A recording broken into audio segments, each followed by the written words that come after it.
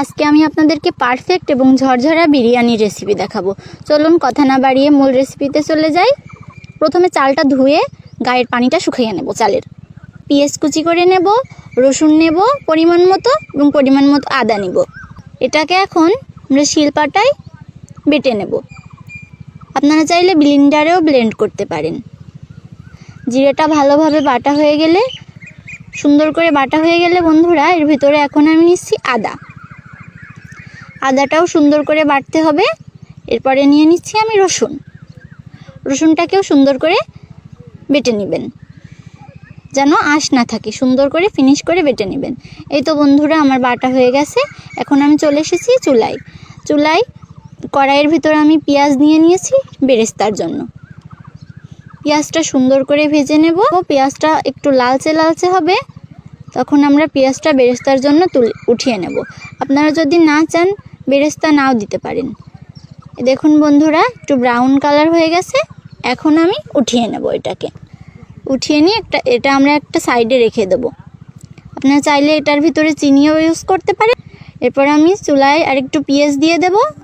পেঁয়াজটা হালকা ভাজা হলে সেই জিরা, আদা এবং রসুন বাটাটা দিয়ে দেব।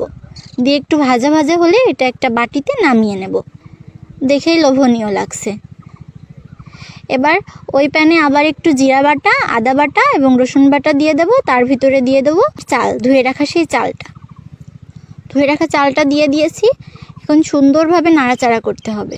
ওটা ভাজা হয়ে গিয়েছে, নামিয়ে নিলাম। এবার আমি এখানে নিয়েছি সেই ভাজা মশলাটা। ওর ভিতরে একটু লবণ দিয়ে দিলাম বিরিয়ানির প্যাকেটের মশলাটা ভাজা মশলাগুলোর ভিতরে দিয়ে দিচ্ছি বন্ধুরা। দেখুন, এবার এটাকে সুন্দর করে মিশিয়ে নেব। আমি মুরগির মাংস নিয়েছি। এবার মশলাটা মুরগির মাংসের উপরে দিয়ে দেব। তারপরে এটা হাত দিয়ে একটু মেখে নেব।